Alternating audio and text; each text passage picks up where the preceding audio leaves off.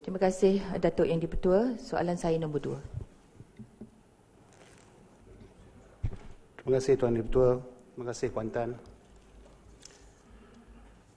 Tuan Di-Pertua, Kementerian Dalam Negeri dan Polis Diraja Malaysia (PDRM) sentiasa komited bagi menentukan kadar perlakuan jenayah dalam negara dapat dikawal dan dikurangkan setiap tahun dengan melaksanakan pelbagai program pencegahan jenayah. Di bawah inisiatif National Key Result Area (NKRA), kerajaan telah meletakkan sasaran untuk menurunkan kadar jenayah di seluruh negara sebanyak 5% setahun. Dalam mencapai objektif ini, pihak PDRM telah menjalankan beberapa strategi dalam mencegah jenayah. Antaranya seperti berikut. Nombor 1, sebagai usaha yang lebih berkesan dan memberi impak yang menyeluruh terhadap aktiviti pencegahan jenayah, khususnya jenayah berat dan terancang, PDRM telah menubuhkan pasukan khas iaitu Special Task Force on Organised Crime, STAFOG, dengan izin, Special Tactical Intelligence Narcotics Group, STING, dengan izin, dan Special Task Force for Anti-Vice, Gaming and Gangsterism, STAG, dengan izin, untuk memerangi jenayah berat, pengedaran dadah, perjudian dan maksiat yang berlaku dalam negara. Langkah mutakhir yang diambil untuk mencegah jenayah adalah tindakan di bawah Akta Pencegahan Jenayah 1959, iaitu Akta POCA. Kesalahan-kesalahan yang telah diambil tindakan di bawah POCA adalah jenayah kongsi gelap, pemerdagangan orang, penyeludupan migran, perjudian, maksiat dan lain-lain jenayah yang boleh menimbulkan kegusaran kepada masyarakat umumnya. Setakat 30 September 2015, iaitu 18 bulan selepas POCA dikuatkuasakan, Jabatan Siasatan Jenayah JSJ telah berjaya membuat tangkapan seramai 975 orang subjek di atas pelbagai kesalahan jenayah. Seramai 193 subjek daripada jumlah tersebut adalah terlibat dalam kegiatan kongsi gelap, iaitu 20%. 451 orang terlibat dalam jenayah kekerasan, iaitu 46%. 196 subjek terlibat dalam jenayah harta benda, iaitu 20%, dan 7 orang subjek terlibat dalam jenayah kegiatan pengedaran dadah, iaitu 1%. 33 orang subjek terlibat dalam kegiatan pelacuran, iaitu 3%. 60 orang subjek terlibat dalam penganjuran aktiviti perjudian, iaitu 6%, dan 35 orang subjek terlibat dalam kegiatan penyeludupan migran, iaitu 4%. Ketiga, tindakan fizikal, iaitu untuk mengadakan rondaan jalan kaki, beat and patrol, dengan izin, bermotosikal, iaitu melalui unit rondaan bermotosikal, dan berkereta, mobile patrol vehicle, dengan izin, di kawasan-kawasan tumpuan ramai, dan tindakan stop and talk, dengan izin, adalah dilihat berkesan. Kehadiran anggota berpakaian uniform di kawasan-kawasan yang strategik bersesuaian dengan konsep Police Omnipresence, dengan izin, akan menjadi penghalang kepada penjenayah untuk melakukan jenayah. Keempat, selain dari itu, PDRM telah menubuhkan sebuah jabatan khas, iaitu Jabatan Pencegahan Jenayah dan Keselamatan Komuniti, JPJKK, yang mana jabatan ini akan memberikan fokus kepada program pencegahan jenayah dengan melibatkan sumber dalaman dan juga penglibatan masyarakat dan berfungsi seperti berikut. Pertama, adalah untuk memastikan strategi dan pendekatan secara proaktif dan bersepadu bagi mencegah jenayah daripada berlaku. Kedua, mendidik serta membudayakan masyarakat tentang tanggungjawab bersama mencegah jenayah. Ketiga, menghapuskan peluang perlakuan jenayah. Keempat, menghapuskan hasrat untuk melakukan jenayah. Kelima, menangani dan mengurangkan persepsi fear of crime, dengan izin.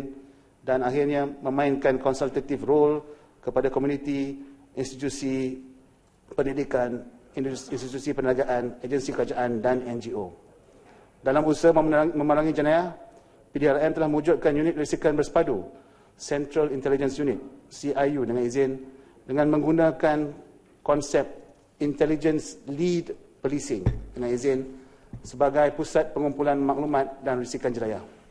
Risikan dan analisis jenayah akan dibuat untuk mengesan dan menangkap penjenayah atau merancang tindakan pencegahan jenayah yang lebih efektif.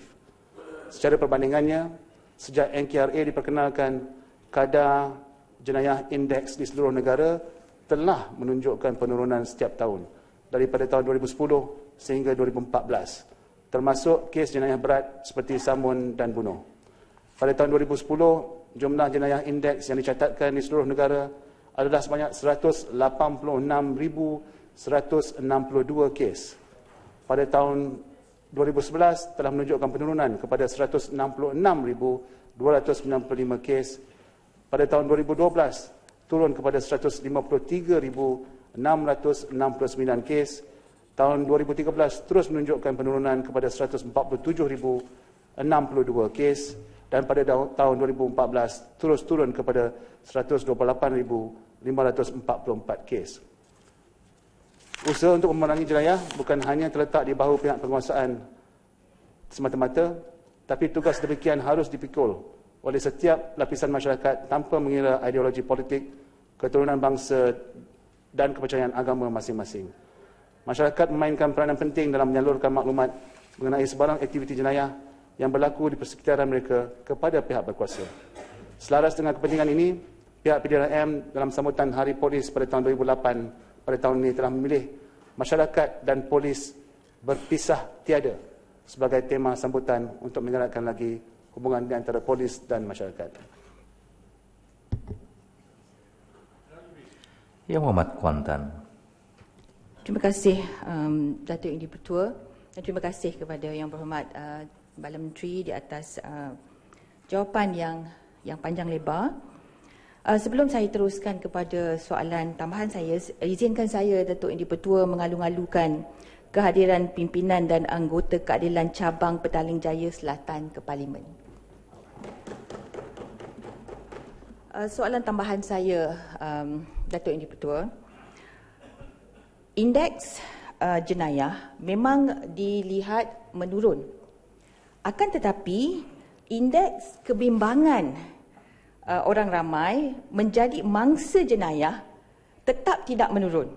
Maksudnya, pelbagai kaedah digunakan yang kita dengar tadi, tetapi persepsi orang ramai berkenaan dengan menjadi mangsa jenayah itu masih lagi kadar yang tinggi. Saya ingin quote apa yang dikatakan oleh Yang Berhormat Menteri sendiri, di mana Yang Berhormat Menteri dalam negeri mengatakan rasa takut akan jenayah memang perasaan yang benar-benar wujud. Seperti mana kejadian jenayah itu sendiri wujud. Yang kami maksudkan ialah langkah mengurangkan angka jenayah semata-mata tidak memadai untuk mengembalikan kepercayaan orang ramai dan keyakinan terhadap keselamatan. Di dalam indeks kebimbangan menjadi mangsa jenayah ini menunjukkan 1 dalam 2 warga Malaysia, orang ramai, kajian dilakukan ke atas 15,000 orang, menunjukkan bahawa 1 dalam 2, lebih kurang 50% ataupun lebih bimbang, rasa tidak selamat. Ya, boleh ringkaskan ya, Omar. Jadi soalan saya, adakah tadi Timbalan Menteri mengatakan bahawa ada omnipresence,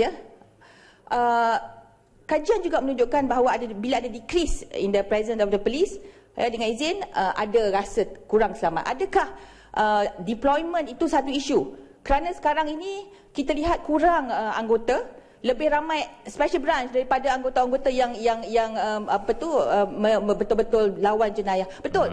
Yang Berhormat, saya cakap betul-betul. Ya. Adakah deployment and issue? Haruskah kurangkan mereka dalam special branch dan ramaikan mereka berada di jalan? Ya. Terima kasih, Kuantan. Saya nak menyangkal apa ni orang kata kenyataan Kuantan tadi mengenai lebih ramai special branch daripada anggota polis yang biasa. Sebenarnya dalam kes mengenangani persepsi rakyat kepada kejadian jenayah di negara kita ini. Sebab itu polis telah, saya dah terangkan secara panjang lebar tadi mengenai langkah-langkah yang diambil oleh pihak polis untuk menangani masalah tersebut. Dan seperti saya kata tadi, moto yang digunakan untuk Hari Polis pun adalah untuk polis bersama dengan masyarakat. Jadi usaha untuk menangani jenayah ini adalah usaha yang berterusan, mengambil masa yang panjang, bertahun-tahun. Dan juga pihak polis dihadapi oleh masalah kekangan kewangan. Maknanya kalau rakyat nakkan lebih banyak lagi anggota polis yang beruniform berada di jalan raya, ya, kerajaan kena menyediakan peruntukan yang lebih tinggi. Tapi sekarang ini kerajaan mengambil pendekatan NBOS, National Broadcast Strategy, iaitu menggunakan apa sumber yang kita ada untuk menjalankan kerja dengan lebih efektif. Tak semestinya lebih ramai orang atau lebih ramai pegawai polis di atas jalan raya itu lebih yang membuat bid, maknanya negara kita lebih selamat. Ya, jadi polis sedang mengambil langkah untuk mendekatkan lagi jurang di antara persepsi dengan realiti yang sebenarnya. Kalau nak kira dari segi realiti, indeks NKRA tersebut yang dibuat oleh pemandu, ya, yang jelas menunjukkan pengurangan kes jenayah yang dilaporkan dalam negara kita daripada tahun 2010 ke 2014. Jadi trend dia menurun. Yang paling penting, trend menurun dan saya rasa dalam masa beberapa tahun lagi, rakyat akan bertambah yakin lagi bahawa keadaan jenayah di negara kita terkawal dan boleh diatasi. Terima kasih.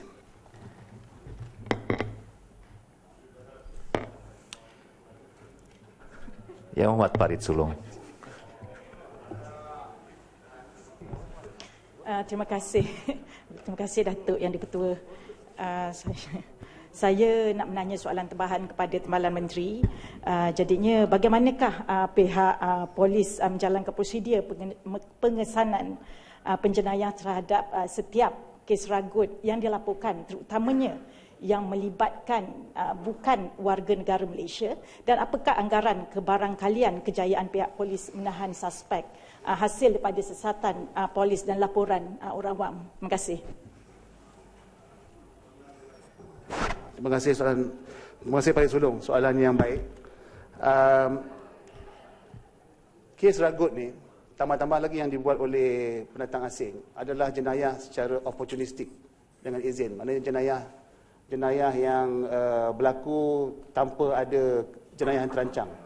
Dan susah juga untuk bagi pihak polis untuk mengenal pasti, ya, ke semua penjenayah ragut yang telah menjalankan aktiviti tersebut.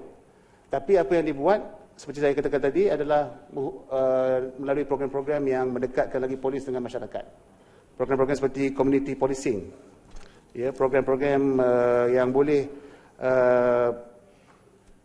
memberikan peluang kepada rakyat untuk menyalurkan apa-apa maklumat mengenai jenayah jalan raya atau jenayah opportunistik ini dengan izin, supaya ia akan dapat mengambil tindakan dengan lebih cepat.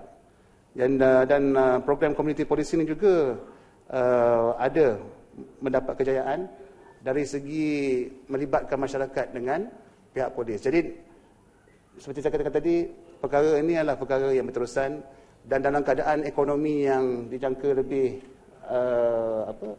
mendap dalam masa 2-3 tahun lagi ini, jenayah opportunistic crime ni akan meningkat, dan pihak polis akan menumpukan perhatian kepada cara-cara untuk mementeras jenayah sambung dan ragut yang bersifat opportunistik seperti ini. Terima kasih.